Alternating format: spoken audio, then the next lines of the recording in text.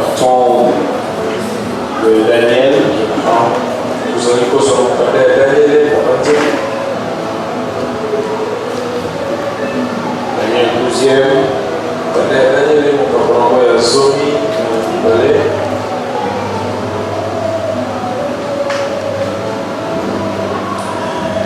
Daniel 12e. Daniel et Zomi, la Bible dit, en ce temps-là, se lèvera Michael à côté, le grand chef, le défenseur des enfants de ton peuple. Ça sera une époque de détresse qui en a point eu de semblable depuis que les nations existent jusqu'à cette époque. En ce temps-là, ceux de ton peuple qui seront trouvés inscrits dans le livre seront sauvés. Plusieurs de ceux qui dorment dans la poussière de la terre se réveilleront. Les uns pour la vie éternelle et les autres pour l'opprobre. Pour la honte éternelle. Ceux qui auront été intelligents brilleront comme la splendeur du ciel. Et ceux qui auront enseigné la justice à la multitude brilleront comme les étoiles à toujours la perpétuité.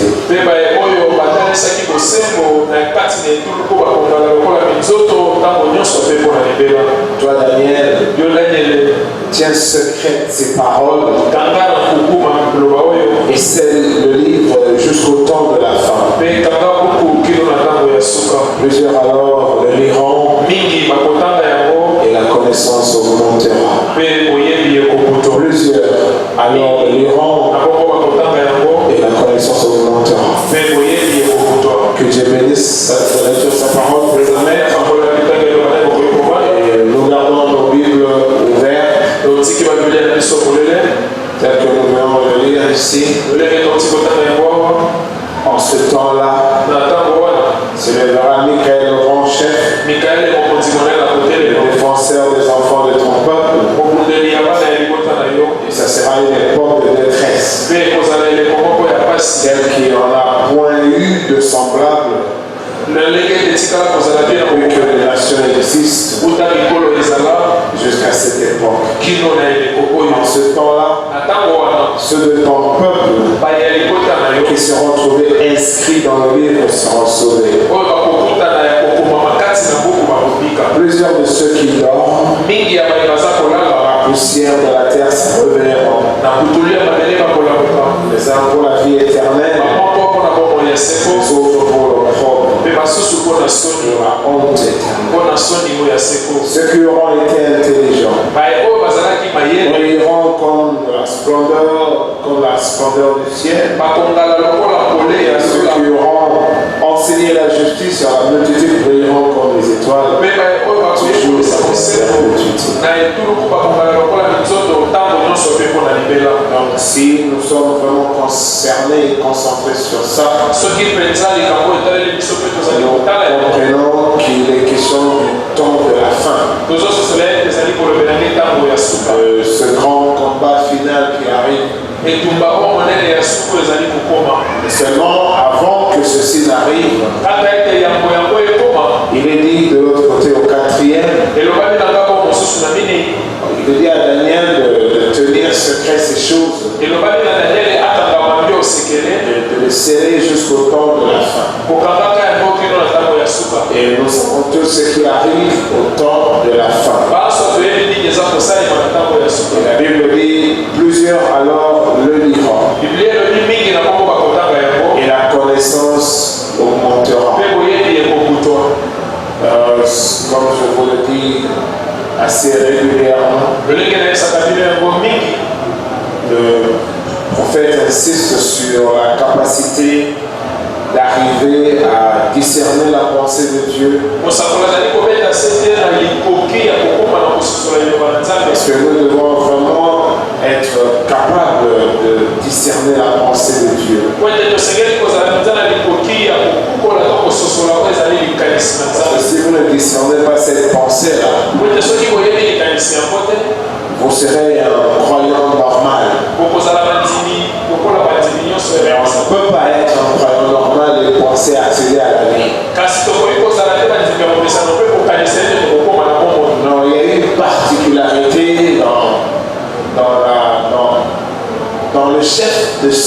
qui doit participer à la bénédiction spirituelle. C'est-à-dire au combat lié à la prophétie de son époque. Il est vraiment question d'être illuminé par le Saint-Esprit. C'est-à-dire le Saint-Esprit qui vient, il réveille ton esprit en lui enseignant les éléments de ton temps. Si vous n'accédez pas à cette connaissance-là, en tout cas vous ne saurez pas prendre position. Vous serez un croyant normal. Et si vous restez normal, vous risquez facilement d'être emporté par n'importe quel genre de, comme la Bible dit, n'importe quel vent vient et ça vous déracine. Parce que vous êtes assis sur rien. Le prophète dit ceci.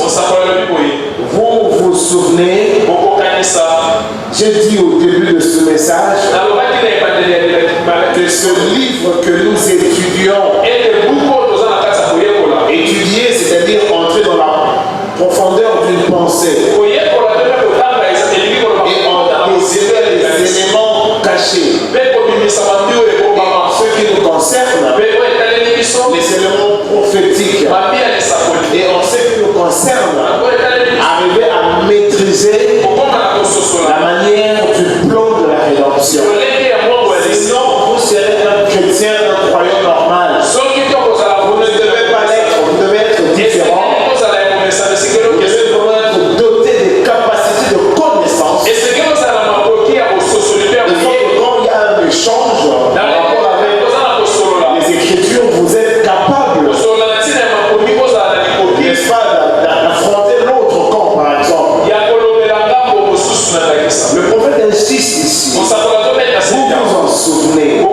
J'ai dit au début de ce message que ce livre que nous étudions est en fait la révélation de Jésus lui-même, sa révélation dans l'Église et de son œuvre dans les âges à venir. Qu'est-ce qu'il a fait? Qu'est-ce qu'il fait? Et qu'est-ce qu'il fera? Si vous ignorez ces choses-là, je répète, vous serez un croyant normal et ce n'est pas juste. Pour arriver à être positionné, il faudra vraiment avoir une connaissance. On vient de lire ici, plusieurs liront et l'intelligence augmentera. Je poursuis. Sans quoi, c'est-à-dire, j'ai ensuite mentionné que le Saint-Esprit doit nous donner la révélation. La révélation. Sans quoi, nous ne pouvons pas la recevoir. Il faut qu'il y ait un éclaircissement d'esprit par rapport au déroulement des choses. Parce que je vous dis, les chrétiens normaux, ils vivent sans rien comprendre. Et ils étaient comme des humains. Après avoir été amenés à la vie, ils traînent son corps dans le monde. Et après, il mourra, on enterrera. Ça ne se passe pas comme ça. Écoutez, la révélation sans quoi nous ne pouvons pas la recevoir. Ces deux pensées réunies, vous pouvez voir que l'étude ordinaire, vous allez voir que l'étude ordinaire et la simple réflexion ne suffiront pas à faire de ce livre une réalité. Il faudra pour cela l'œuvre du Saint-Esprit. Ceci pour dire que ce livre ne peut être révélé qu'à une catégorie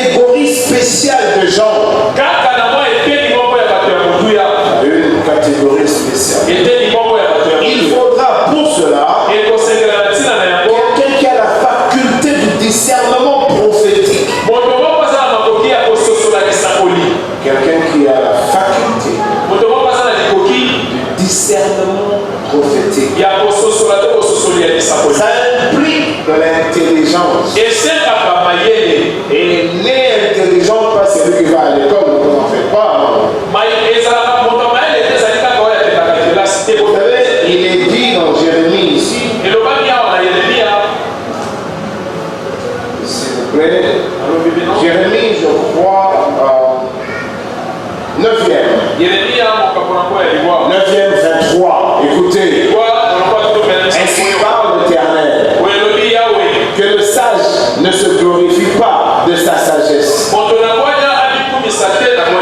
Que le fort ne se glorifie pas de sa force. Que le riche ne se glorifie pas de sa richesse. Mais que celui qui veut se glorifier se glorifie d'avoir de l'intelligence et de me connaître. De l'intelligence et de me connaître. Si nous prenons dans 2 Corinthiens, dans 2 Corinthiens,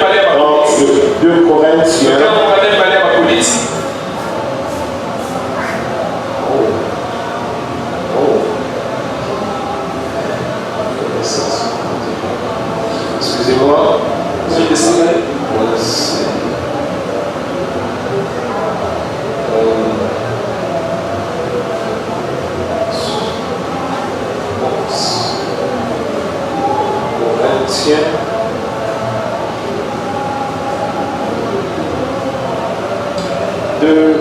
Premier Corinthiens 2e, vous connaissez parce que nous le lisons ici. Écoutez, la 2e, 6e, attentif et tout doucement. Cependant, c'est une sagesse. Tu peux plus nous ça chanter. Cependant, c'est une sagesse que nous prêchons parmi les parfaits, sagesse qui n'est pas de ce siècle, ni de chefs de ce siècle, qui vont être anéantis. Nous prêchons la sagesse des dieux mystérieuse et cachée, que Dieu, avant le siècle, avait destinée pour notre gloire. Sagesse qu'aucun des chefs de ce siècle n'a connue, car s'ils l'eussent connue, ils n'auraient pas crucifié le Seigneur de gloire. Mais comme il est écrit, ce sont des choses que l'œil n'a point vues, que l'oreille n'a point entendues et qui ne sont point montées au cœur de l'homme. Des choses que Dieu a préparées pour ceux qui l'aiment. Dieu nous les a révélées par l'Esprit, car l'Esprit sonde de tout, même le profondeur de Dieu. Ok, il est dit cependant, c'est une sagesse que nous prêchons parmi les parfaits. Sagesse qui n'est pas de ce siècle, ni des chefs de ce siècle qui vont être anéantis. Nous prêchons la sagesse de Dieu, mystérieuse et cachée, que Dieu avant les siècles, c'est-à-dire avant le temps, c'est-à-dire avant la création, c'est-à-dire depuis l'éternité, c'est-à-dire sagesse. Nous prêchons la sagesse de Dieu, mystérieuse et cachée, que Dieu avant les siècles avait destiné pour notre gloire. Sagesse qu'aucun des chefs de ce siècle n'a connu. S'ils l'eussent connu, ils n'auraient pas crucifié le Seigneur de gloire. Quand Paul parle ici, parlons du Seigneur de gloire. C'était la visite messianique. Si ceux de cette époque-là pouvaient avoir cette connaissance, cette intelligence, cette sagesse, ils n'auront pas comment les crucifier. Ils auront dû savoir que c'est lui dont la femme au puits. Qu'est-ce qui a fait qu'elle a eu accès au salut et tout un village fut sauvé? C'est parce qu'elle gardait l'information. Elle avait de l'intelligence, une capacité, discernement prophétique.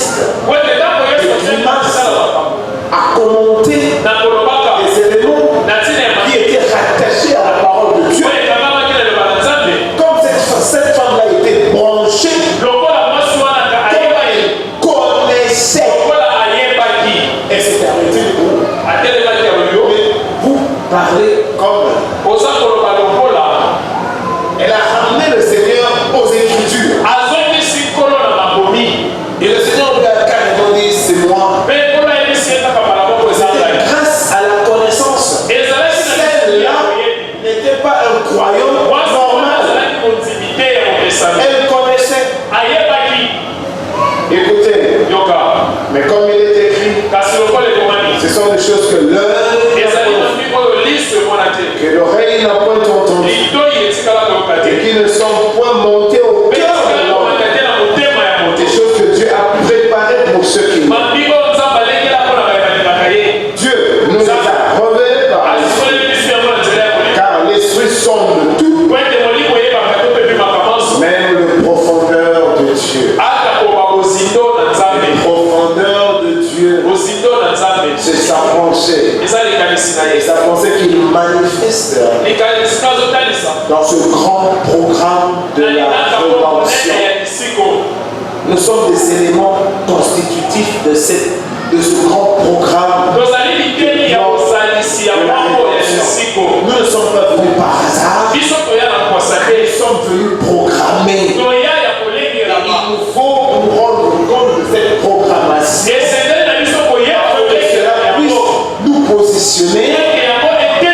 Sinon nous serons distraits. C'est le prophète qui le dit par-ci par-là. Il nous faut connaître. C'est alors que nous allons prendre position. Position par rapport à nous-mêmes. À la manière de surveiller nos vies. À la manière de surveiller nos attitudes. Nos projets dans la vie et tout ce que nous voulons faire. Et aussi par rapport à toutes ces fausses doctrines qui foisonnent par-ci par-là. Il y a beaucoup de ceux-là quand ils n'ont pas de connaissance. Quand ils rencontrent une pensée contraire, quand l'esprit il est tourné, les gens vont se poser des questions si c'est dans le vrai ou si c'est dans le faux. Voilà l'importance de connaître. Mais à nous est arrivé la révélation. À nous est arrivée la connaissance. À nous est arrivée l'intelligence. Et on peut dire qu'on n'en a que faire parce que bon, il nous suffit d'être là, ça nous suffit. Non! Écoutez, Dieu nous les a révélés par l'Esprit. Car l'Esprit sonde tout, même les profondeurs de Dieu. Lesquels des hommes en effet connaissent des choses de l'homme? Si ce n'est l'Esprit de l'homme qui est dans lui, c'est un homme, il connaît les choses de l'homme parce que c'est un homme. De même, personne ne connaît les choses de Dieu si ce n'est l'Esprit de Dieu. Or, nous n'avons pas reçu l'Esprit du monde, mais l'Esprit qui vient de Dieu, c'est-à-dire l'Esprit de Dieu, afin que nous connaissions les choses que Dieu nous a données par sa grâce. Et nous en parlons, non avec des discours qui concernent la sagesse humaine, mais avec ce qu'enseigne l'Esprit, employant un langage spirituel pour les choses spirituelles. Mais l'homme animal ne reçoit pas les choses de l'Esprit de Dieu, car elles sont une folie pour lui. Et il ne peut le connaître parce que c'est spirituellement qu'on en juge.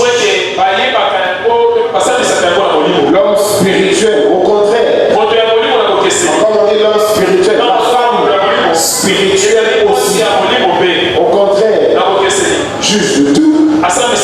Et il n'est lui-même jugé par personne. Car qui a connu la pensée du Seigneur pour l'instruire?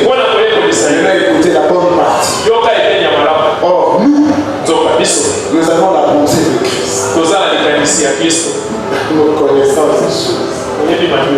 Meilleur, d'où ça vient, où ça va.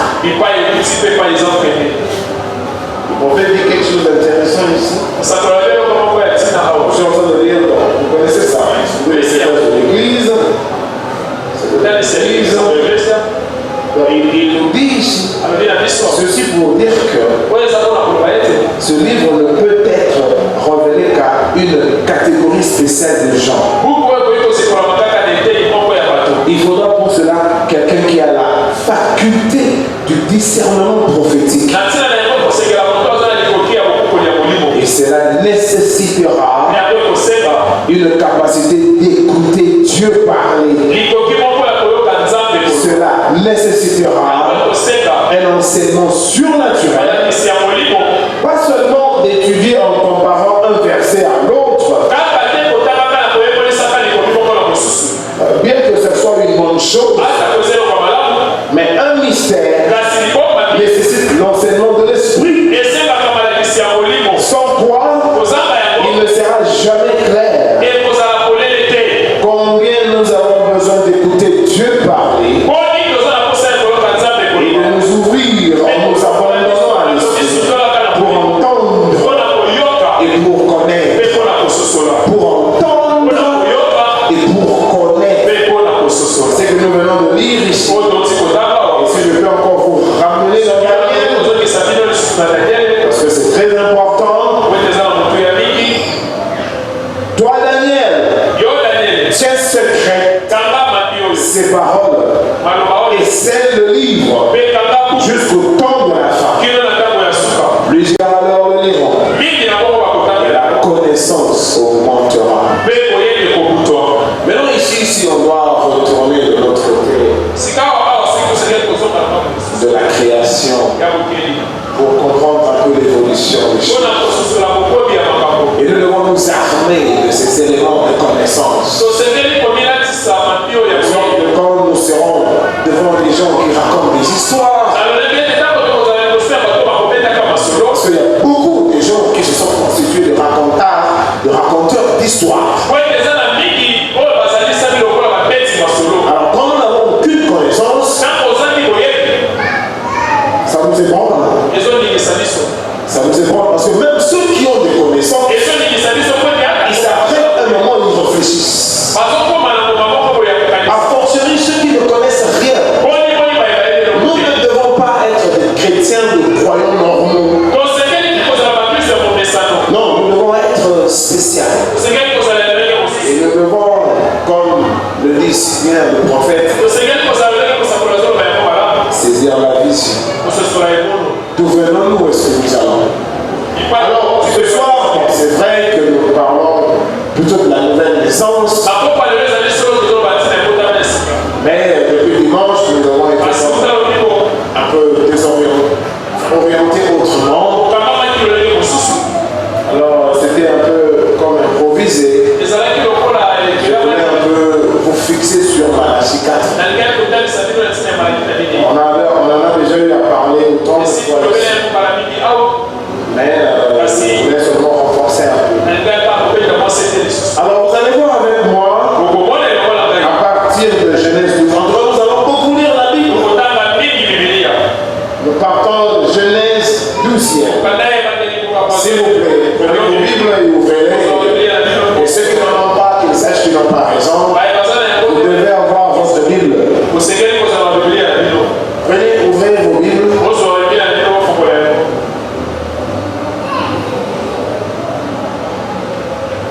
Nous sommes vraiment dans l'histoire. L'évolution du plan de la rédemption.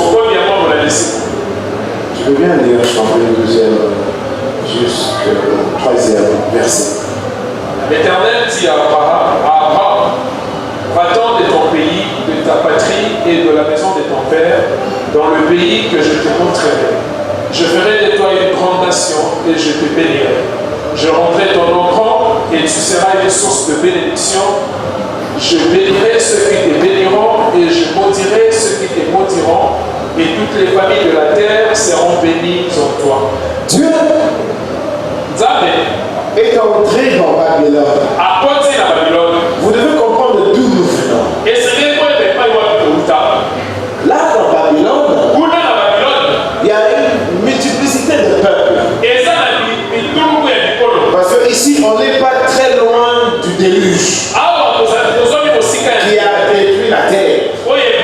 Et cette terre, comme nous le connaissons, a été remplie par les trois fils de Noé.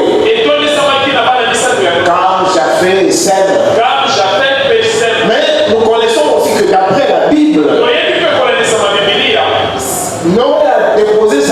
bénédiction,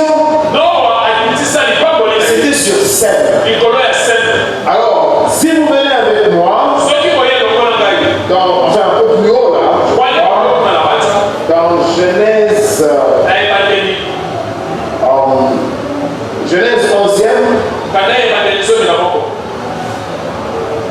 si vous prenez 11 à partir du 10e verset,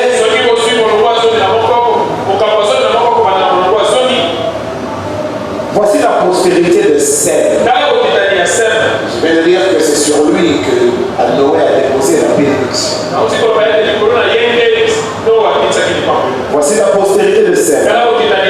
Sem, âgé de 100 ans, engendra Arpachshad 2 ans après le déluge. C'est tout fait, hein? Bien. Et comme d'habitude, 150 ans, je crois. 500 ans, je crois. Laissez-moi dire. Sem vécut après la naissance d'Arpachshad 500 ans. Et il engendra des fils et des filles. Donc beaucoup des fils et des filles. Arpachshad vient de Sem. Sem vient de Noé. Et si vous remontez, vous irez jusqu'à Adam. Adam, lui, qui venait de Dieu. Écoutez, Arpachshad, âgé de 35 ans, engendra Shelah 14. Shelah, âgé de 30 ans, engendra Héber 16. Héber, âgé de 34 ans, engendra Peleg 18. Nous sautons, hein? Peleg, âgé de 30 ans, engendra Réu 20. Réu, âgé de 32 ans, engendra Séru 22. Séru, âgé de 30 ans, engendra Nacor. On s'approche du but. 24. Nacor, âgé de 29 ans, engendra Térak 26.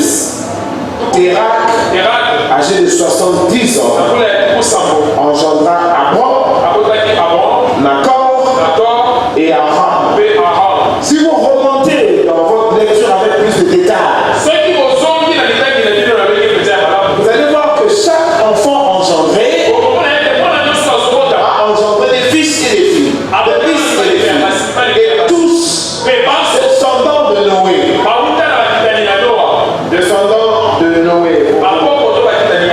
Vous vous rappelez, non? Quand nous avons lu dans 5e, est-ce qu'on peut encore aller dans Genèse 5e? S'il vous plaît. Allons dans Genèse 5e. Comme ça, là, la cité, quand quelqu'un me pose une question, vous allez faire une promenade biblique avec lui. 5e.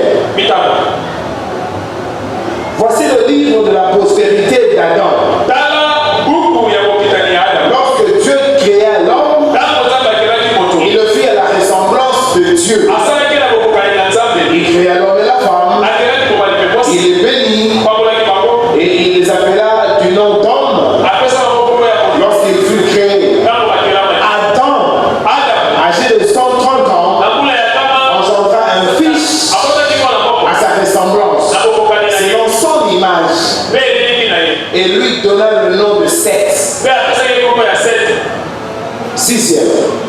Seth, âgé de 105 ans, engendra Enoch. 9. Enoch, âgé de 90 ans, engendra Kenan. 12. Kenan, âgé de 70 ans, engendra Mahalaleel. 15. Mahalaleel, âgé de 65 ans, 18. Jéred, âgé de 162 ans, engendra Enoch. 21. Enoch, âgé de 65 ans, engendra Methuselah. Si vous allez avec moi, 25e. Nous sortons. On s'approche du but. Methuselah, âgé de 187 ans, engendra les mecs. 28. Les mecs, âgés de 182 ans, engendra un fils et lui donna le nom de Noé. En disant, celui-ci nous consolera de nos fatigues, de ce travail pénible que de nos mains provenant de cette terre que l'Éternel a maudite. Et Noé, âgé de 500 ans, engendra Sem, et Cam et Japheth. Nous venons d'Adam. Et Adam vient de Dieu. Maintenant ici nous avons Sem. Si Dieu était un humain, ce Sem ici, c'est un petit fils de Dieu. Si Dieu était humain. Alors comme Sem aussi à son tour a engendré, tel que nous l'avons lu ici, Arpachad a donné Shelah, Shelah a donné Eber, Réu, Nakor. Et Nakor a donné Terak, Terak a donné Abram. Cela veut dire que Abraham aussi était de petit fils de Dieu.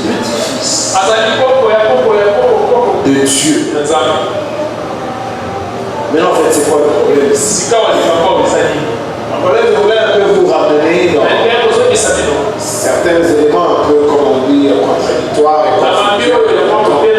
bon, on explique Malachie 4. On dit que nous, les païens, nous ne recevons rien en termes d'un prophète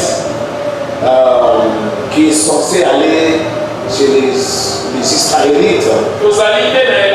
Parce que nous n'avons rien à voir avec Israël.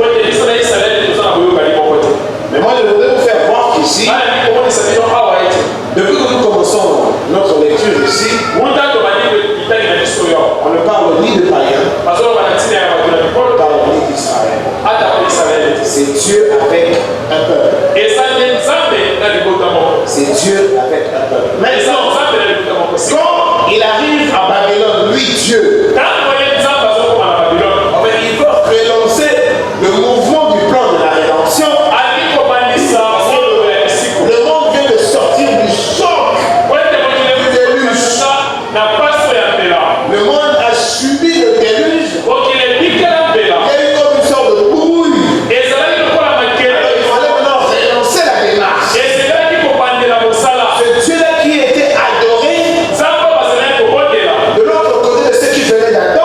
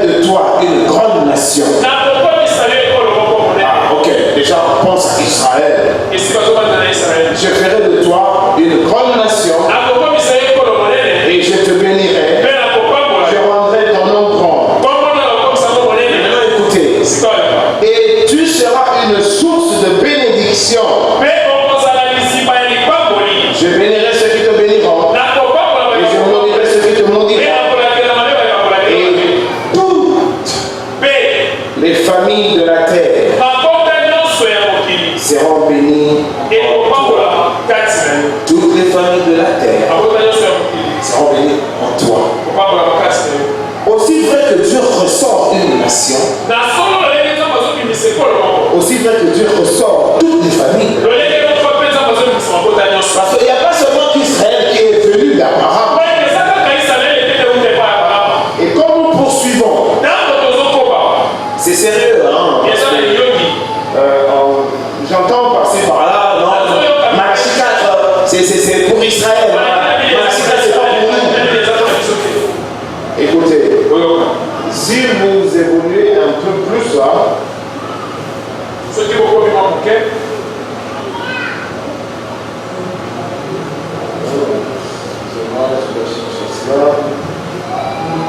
prenons par exemple, toujours dans Genèse 17e, Dieu est en train de faire alliance avec un individu. Ce n'est qu'une étape d'ailleurs dans le processus de l'évolution du plan de la rédemption. Pour que vous compreniez où ce qu'on en est ici, nous devons rentrer là-bas. Genèse 17. Lorsque Abraham fut âgé de 99 ans, l'Éternel apparut à Abraham et lui dit: je suis le Dieu Tout-Puissant, marche devant ma face et sois intègre. J'établirai mon alliance entre moi et toi et je te multiplierai à l'infini. Quand vous voulez circonscrire la progéniture de quelqu'un qui doit être béni comme ça, pour une multiplication à l'infini, vous voulez le circonscrire dans Israël seul. Je te multiplierai à l'infini. Et Dieu poursuit son discours. Abraham tomba sur sa face et Dieu lui parla en disant: voici mon alliance. Voici mon alliance que je fais avec toi. Tu deviendras père d'une multitude de nations. Ce n'est pas ce qu'il a dit là-bas. Dans 12, il a dit: je ferai de toi une grande nation. Une grande nation, une grande nation. Mais ici, il vient d'ajouter une multitude de nations. On ne t'appellera plus Abraham, mais son nom sera Abraham, car je te rends père d'une multitude de nations. Je te rendrai fécond à l'infini. Je ferai de toi des nations et des rois sortiront de toi. Cette déclaration ne vient pas modifier la première, où on ne parle que d'une seule nation. C'est vrai que nous connaissons tous que cette nation-là, c'est Israël. Mais pendant que Dieu fait son alliance avec cet homme, il ne l'engage pas seulement autour d'une seule nation. Et il parle aussi d'une multitude de nations. C'est-à-dire en dehors d'Israël, les autres nations aussi seront bénies en lui. Mais qu'est-ce que c'est cette affaire que Dieu nous bénisse au travers d'un individu? C'est un mortel. Mais en ce mortel ici cachait un mystère. Et le parcours de l'arrivée du Messie. Poursuivons. Nous comprenons ici que ce n'est pas seulement une nation. Alors, quand nous essayons d'évoluer, bien, je ne sais pas si je pourrais dire ici. Bon, de toute façon, j'ai déjà lu suffisamment. Mais vous allez voir, quand Dieu visite le petit-fils, je crois, d'Abraham, parce que c'est par lui que la chose allait se confirmer.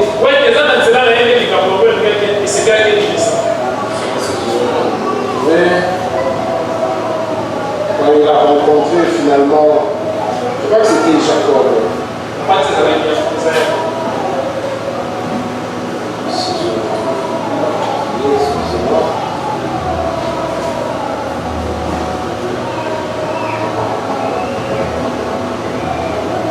Il dit, je suis dans 35.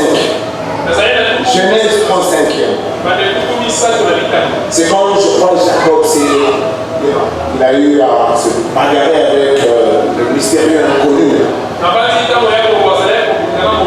Donc 35 dixième. Dieu lui dit à Jacob cette fois-ci, Abraham n'est plus là. Abraham n'est plus là. Dieu lui dit, ton nom est Jacob.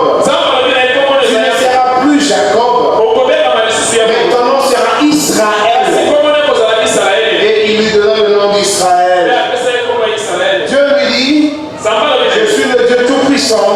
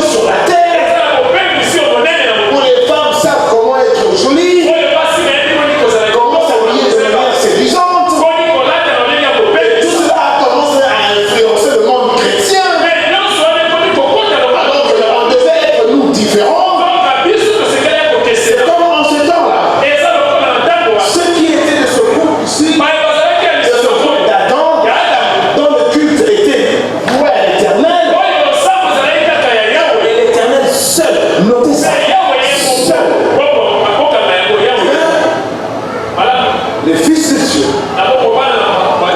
commençaient à regarder les beautés de l'autre côté. Et la Bible dit qu'il est pris pour femme. Et il y a eu un mélange. C'est ce qui a conduit au déluge. Alors, Dieu veut relancer l'affaire. De ce côté ici, il prend Abraham. Alors, il veut en fait faire alliance avec lui. Oh, le prophète dit, là sur le mont Sinaï, la montagne de Sinaï, oh, Dieu voulait retrouver ce plaisir-là. Au milieu de nous, d'être au milieu des humains. Parce que n'oubliez pas, l'humain est l'image de Dieu. L'humain est l'autre Dieu. Parce que l'humain vient de Dieu. Alors, remarque comment il démarche ici. Il dit à Abraham, une attitude, eh bien, avant que Dieu retourne dans la communion parfaite avec l'homme, alors comme lui, Dieu le prophète savait que non, la séquence de la femme, c'est-à-dire le sacrifice suprême, ne va intervenir que quelques 4000 ans après là. Mais lui-même d'envie de communier. Alors Abraham, il a créé une progéniture. Et maintenant vous allez voir, Jacob maintenant a récupéré cette bénédiction. Maintenant il est dit de Jacob, je te ferai grand, de toi sortira une nation et une multitude de nations. En fait, Dieu nous protégeait tous, sachant qu'il avait laissé à Babylone une bonne partie de la famille de Sem. C'est Sem-là qui vient aussi de Dieu. C'est vrai en fait qu'il nous avait déjà protégés là-dedans. Il n'a pas créé seulement une seule nation. Il a aussi créé une multitude qui devait sortir d'Abraham. Alors maintenant, comment est-ce qu'on arrive à son accomplissement? Maintenant, c'est Jacob qui vient. Il rencontre un inconnu. Bon, ils ont une sorte de chauffeur. C'est pas jusqu'au petit matin. Quelque chose arriva. Il y a eu une connexion surnaturelle. Et Dieu descend et dit, tu t'appelleras plus Jacob que Israël. Et Dieu posait sur lui la bénédiction d'Abraham. Et plus loin, c'est de ce Jacob ici que nous aurons Joseph. Et c'est de ce Joseph nous aurons Manassé et Ephraïm. Bon, je vous amène jusque là pour que vous compreniez. Nous et Israël, on a toujours chevauché. On ne nous sépare que quand il le faut, sinon non. La seule chose qui nous différencie d'eux, c'est quand le prophète dit, quand il traite avec Israël, il ne traite pas avec nous. Mais vous allez voir que toutes les alliances qu'il a faites avec Israël, il nous le réservait. En fait, c'était comme pour dire notre alliance à nous. Mais un peuple nous a précédés.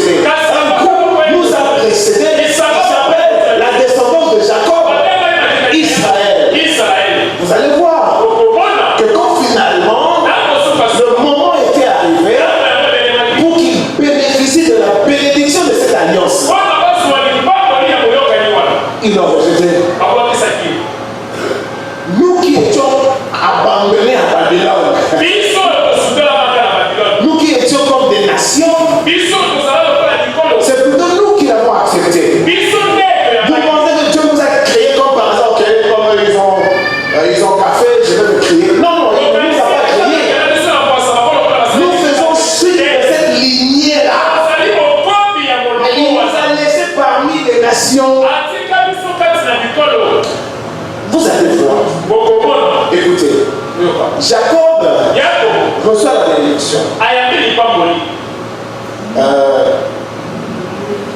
L'évangile nous parle d'un programme. Et c'est un programme prophétique. Des choses passées, des choses présentes et des choses à venir. Je me suis attardé au début pour faire voir qu'il nous faut de la connaissance. Il y a Daniel, cette chose. Dans de la femme, plusieurs diront, et la coupe. Vous connaîtrez les secrets de Dieu. Vous connaîtrez les manières de Dieu. Vous connaîtrez le programme de Dieu. Et vous serez libre. Parce que plus rien ne vous ébranlera. Aucune philosophie, aucune magie, aucune sorcellerie, aucune puissance. Parce que vous connaissez. Vous devez connaître. Je vous ai dit le prophète. D'ailleurs, il dit encore mieux quelque part. Il dit encore mieux quelque part ici. Je peux me retrouver. Je suis toujours dans cet âge de l'église. Page 108. Or, aucun véritable croyant n'est plus fort et n'a une santé et une vie spirituelle meilleure que sa connaissance et son adhésion à la pure parole de Dieu. Or, aucun véritable croyant n'est plus fort et n'a une santé et une vie spirituelle meilleure, c'est-à-dire surpassant sa connaissance. Vous devez avoir de la connaissance et votre adhésion à la pure parole de Dieu. Qu'est-ce qu'il y a dans la parole de Dieu? La révélation.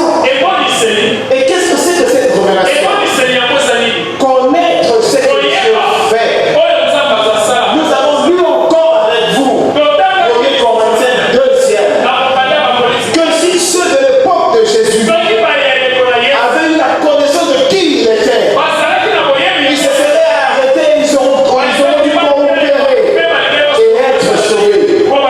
Mais puisque cela leur était caché, ils n'avaient pas de connaissance du tout. Ils n'avaient pas d'intelligence du tout. C'était des croyants normaux. Ils l'ont crucifié. Jacob, il en a eu, je crois, autant de garçons, dont Joseph, vous connaissez. Et il fallait que Joseph se retrouve en Égypte. Là-bas, avec tous païens, il a eu Manassé et Ephraïm. Maintenant, Dieu vient encore symboliser tout ce qui arrive par ces deux enfants. L'un était l'aîné, l'autre le cadet. Et c'est au travers de ces deux vies-là, Dieu vient de nous confirmer sa pensée sur ce qui doit arriver après. Vous connaissez cela, nous allons rentrer encore. Parce que maintenant, là, quelque part dans les réseaux sociaux, on va se faire. Quand vous venez avec moi dans 44, Genèse, vous savez, n'est-ce pas, quand Jacob devait bénir ces deux. Et si vous ne le savez pas, Jacob s'était accaparé de ces deux enfants-là. Genèse, n'est-ce pas, s'il vous plaît, 48, 19e, 100. Bon, bien sûr, hein, c'est Jacob, c'est Joseph qui lui appelle Ephraïm et Manassé. Soyez vraiment branchés, Ephraïm et Manassé. Manassé est l'aîné, c'est celui qui vient apprendre, et Ephraïm est le cadet. Et drôlement, il n'y avait que ces deux-là. Eh bien,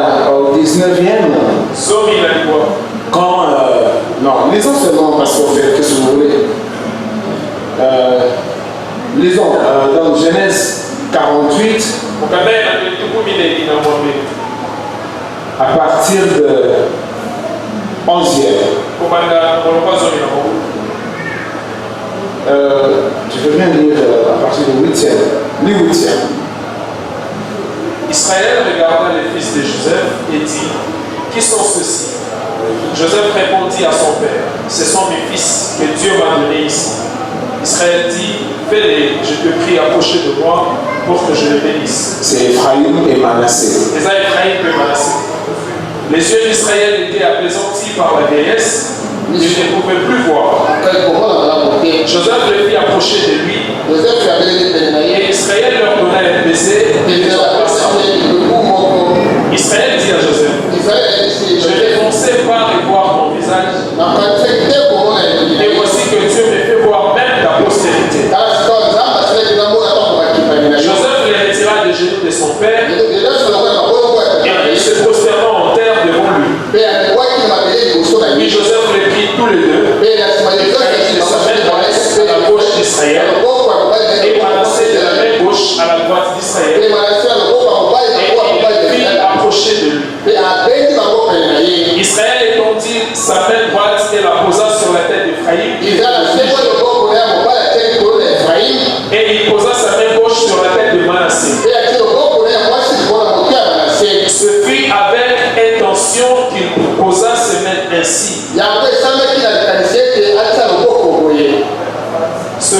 Ce fut avec intention qu'il posa ses mains ainsi. Car Manassé était le premier. Il bénit Joseph et dit: que le Dieu d'Israël, que le Dieu en présence duquel ont marché mes pères, Abraham et Isaac, que le Dieu qui m'a conduit depuis que j'existe jusqu'à ce jour,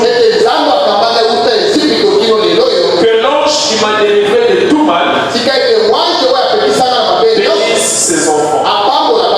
Qu'il soit appelé de mon nom et du nom de père, Abraham et Isaac, et qu'il multiplie en abondance au milieu du pays. Joseph vit avec des plaisirs que son père posait sa main droite sur la tête d'Ephraïm. Il saisit la main de son père pour la détourner dessus de la tête d'Ephraïm et la diriger sur celle de Manassé. Et Joseph dit à son père: va ici, mon père, car celui-ci est le premier. Pose ta main droite sur sa tête. Voilà. Pose ta main droite sur sa tête. Parce que quand on bénit l'aîné en principe. Mais voilà, en ce moment-là, on lui amène les deux enfants. Ils étaient que deux. Alors, puisqu'ils étaient deux, vous allez voir la précision biblique. Joseph qui les amène, je ne sais pas si Manassé était vers sa main, dans sa main droite, non, dans sa main gauche. Quand il aborde son père, Joseph connaissant le principe,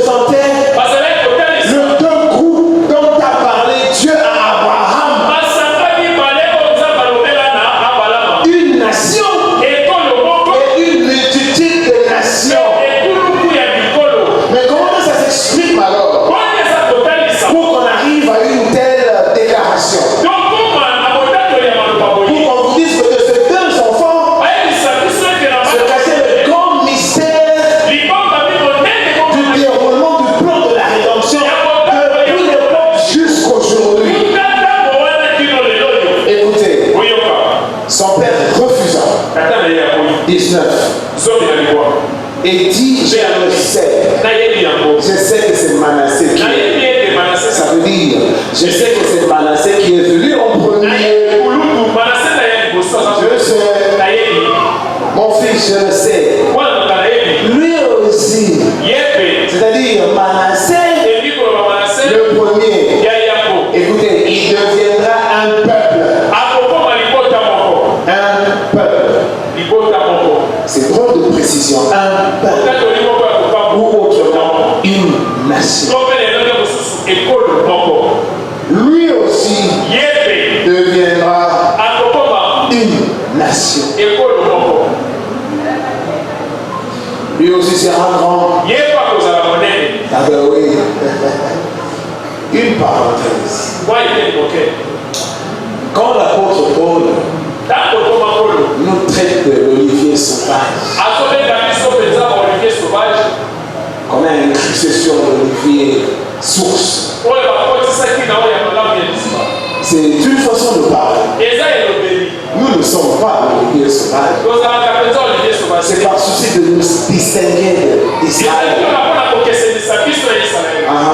Retournons ici. C'était une parenthèse. On va y arriver. Mais son frère petit, voilà. Mais son frère cadet sera plus grand que lui. Il sera plus grand que lui. C'est prophétique ici. Et sa postérité du petit deviendra une multitude de nations. Je ne sais pas si vous comprenez d'où ça vient, comment ça procède. Comment c'est parti de cette pensée-là. Quand Dieu a sorti Abraham, je répète, Abraham n'était pas le seul petit-fils de Noé. Non, ils étaient nombreux là-bas. Mais il a pris juste un échantillon. Parce que Dieu aime la communion. Il veut de nouveau coopérer avec l'humain. Mais l'humain est maudit. Il est sous une malédiction. L'humain a péché. L'humain est entré dans une déchéance. Vous savez, le corps dans lequel se trouvait Adam pour communier avec Dieu, c'était un corps parfait. C'est un corps qui est venu par la parole proclamée. Ce n'était pas un corps sexuel. Et maintenant la terre était remplie de corps sexuels. Donc des faux corps. Arrivons. Bon, ça sera toujours un problème de corps. Son père refusait, il dit, je le sais, mon fils, je le sais. Lui aussi deviendra un peuple. C'est pourquoi la Bible de foi, ça pique à gauche, ça part à droite, ça vous lève.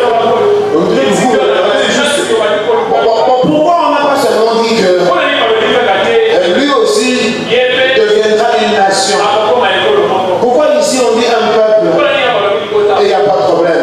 Mais pourquoi maintenant quand on arrive à Ephraïm, on rejoint la déclaration telle que Dieu l'a faite? Il deviendra une multitude de nations. Maintenant, remarquez, Ephraïm, son nom porte le sens même de la raison de sa vie. Ephraïm veut dire, c'est lui qui est fécond. C'est ce que veut dire Ephraïm. Par contre, Manassé veut dire, c'est lui qui fait oublier. C'est lui qui fait oublier. Et il est béni ce jour-là. Et ce qui s'en est suivi. Maintenant, le problème ici, les deux fils représentaient, selon ce que nous venons de lire, les deux groupes qui devaient sortir d'Abraham. Une nation et une multitude de nations sortiront de toi. ici maintenant, nous avons un premier groupe qui commence. Il s'appelle Israël. Parce que plus tard, selon la prophétie que Dieu avait donnée à Abraham, que ta descendance, là il n'y a pas encore d'Isaac. Pas du tout. C'est-à-dire que ta descendance ira vers une nation quelconque, je ne sais pas bon, quelque part, et ils seront malmenés, et je descendrai, je les ferai sortir de là. C'est beaucoup de fois quand nous avons nos vies à nous, nous devons sur le fond nous arrêter et dire, mais Dieu, quel est ton programme pour moi? Quelle est ton idée? Quelle est ta pensée? Parce que Dieu c'est un grand programmeur.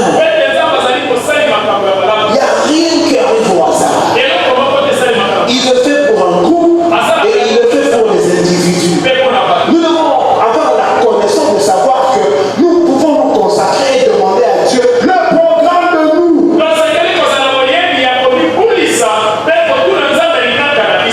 Et il dira. Ouais, parce qu'il y a un programme qui est tracé. Vous savez, il y avait une jeune dame dans le programme disait qu'il devait mourir, je ne sais pas, à l'âge de 22 ans ou 23 ans. Ouais, bon, Dieu a fait grâce. On dit grâce entre guillemets. Elle devait mourir de la noyade. Dieu lui avait ajouté 2 ans. Mais après le programme, elle devait mourir plus tôt. Dieu lui a donné 2 ans. Mais le programme a rattrapé la jeune fille. Elle est morte 2 ans plus tard. Comment est-elle morte? Elle était grosse. Elle arrive à la maternité. Il y a un problème qui arrive et l'enfant et la mère doivent mourir. Les médecins ont regardé s'ils osaient faire par césarienne et l'enfant et la maman. C'était fichu. On en a appelé à William Branham. Arrive-t-il là? Il prie.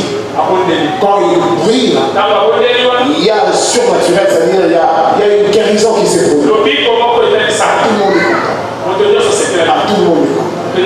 Il semble que même les parents de la fille n'allaient pas à l'église. Quand ils ont vu la guérison, tout le monde est content. Le mari de cette fille-là était rétrograde. Quand ils ont vu le médecin s'étonner de la guérison, le garçon s'est mis à jurer. En tout cas, désormais, je vais rentrer, je vais adorer Jésus. Ok, les médecins maintenant ont programmé d'intervenir le jour suivant.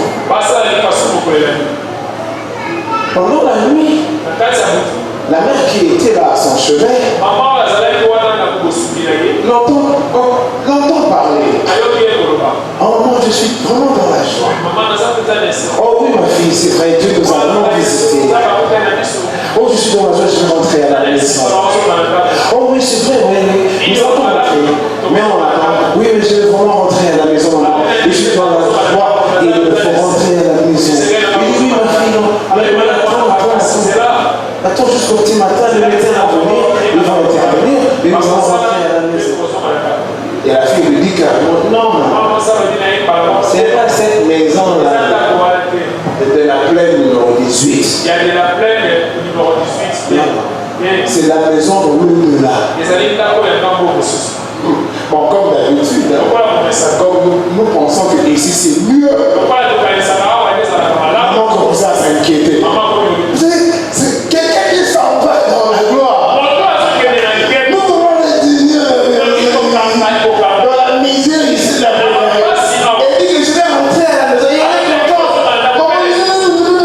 Maman, on appelle le médecin. Venez un peu. Ma fille, elle est en train de délirer. Quelle maison? Nous sommes ici, ma fille. Elle est morte. Et cela a énervé tout le monde. William Branham. Est-ce que vous comprenez pas? Une guérison qui a amené les gens à se répandir.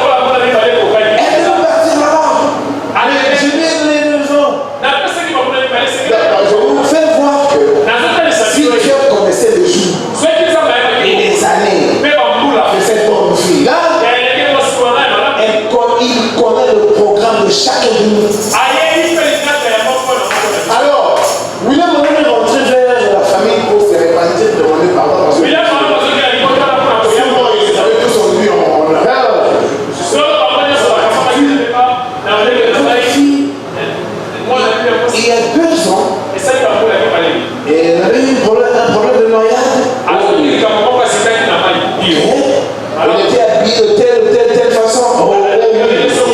C'était au niveau de telle rivière, telle fleuve. Oh, oui. Et vous l'avez demandé la convenance que Dieu vient de nous dire. C'est Dieu qui lui a fait donner ces 2 années. En fait, je voulais seulement dire que c'est un Dieu de programme. Tout ce qui se passe sur nous, même si nous pensons qu'il n'est pas là, c'est normal. Hein? Nous sommes de cette nature-là incrédule. De penser que c'est nous-mêmes, pour nous-mêmes, par nous-mêmes, que Dieu ait pitié. Alors ici, je vais m'arrêter. Nous voyons 2 fils qui représentent les 2 groupes. Ephraïm, les nations, autrement appelés les païens. Aussi vous voulez les gentils. Et Manassé qui représente Israël. Remarquez que Ephraïm et Manassé, ce n'est pas que Joseph avait une concubine. Asnath était la mère des 2. Joseph était le père de 2. Donc ça veut dire que celui qui a engendré Israël physiquement, c'est celui-là qui nous a engendré. Et nous sortons d'une même source. Je le dis. Parce qu'on veut nous séparer fatalement. Ah non, c'est pour Israël. Dans telle prophétie, c'est pour Israël. Écoutez, finalement, Dieu s'arrange. Bon, il reste en Égypte. Dieu compassionne. Donc Dieu avait un programme. Le problème de Dieu, il voulait les amener sur la montagne du Sinaï. Dieu voulait se reconnecter avec l'homme. Il a perdu la communion à l'Éden. Jésus-Christ, le Messie, viendra 4000 ans après. Dieu ne veut pas attendre. Alors il sort avant. Il laisse les autres. Il crée un groupe. Finalement, ils sont devenus nombreux. D'ailleurs, vous savez, non? Eux, ils pensaient qu'ils étaient des Égyptiens. Comme nous croyons que nous sommes des Congolais ou des Africains. Au Coupe du monde, Coupe du monde. Pour nous les Africains. Au Coupe du monde, Coupe du monde. Au nous les Congolais. Eux, ils pensaient que c'était des Égyptiens.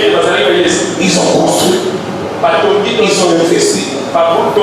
Ils ont oublié que la terre appartient à Dieu. Et que ce Dieu-là a un programme. Si Dieu a un programme sur toi, finalement, Moïse vient. Moïse sort avec eux. Ah, il n'a pas attendu. Hein. Je voudrais que vous compreniez la raison de cette démarche.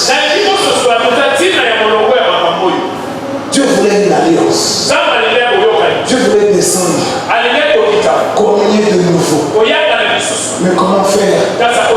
L'homme vient par le sexe. Comment faire? L'homme est encore sous cette malédiction de la mort. Comment faire? L'homme est impur.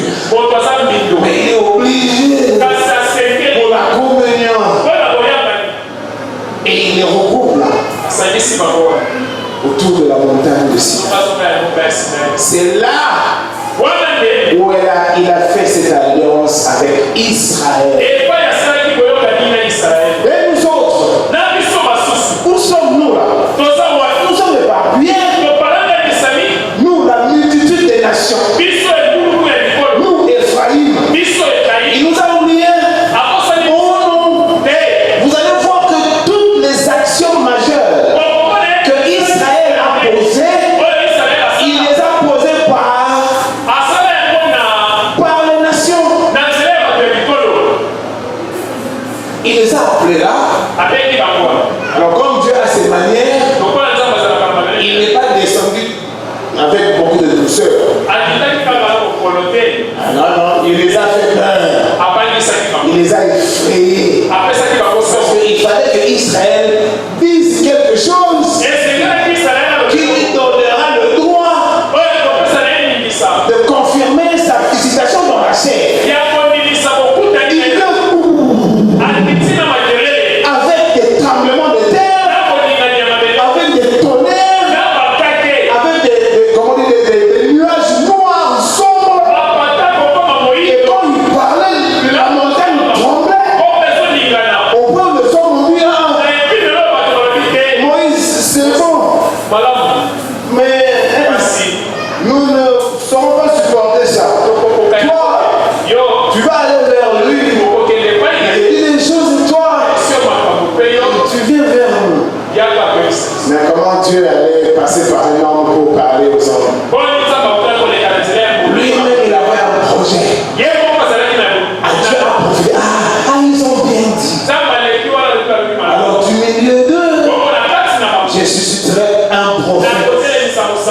lui parler de Jésus. Et c'est là, quand il parlera, on devra l'écouter. Bon, Jésus est venu longtemps après. Mais il a déposé la prophétie là sur la montagne. Et là maintenant, Dieu a fait cette alliance avec eux. On va lire cette alliance là. Et on va sûrement s'arrêter là. Alors et je crois Exode 19. C'est encore Israël, hein, ce n'est pas encore nous. Je crois que c'est Exode 19. Prenons 20. Bien, 20. Donc là déjà, je crois qu'il est descendu. Et avec tous ces tremblements là, comme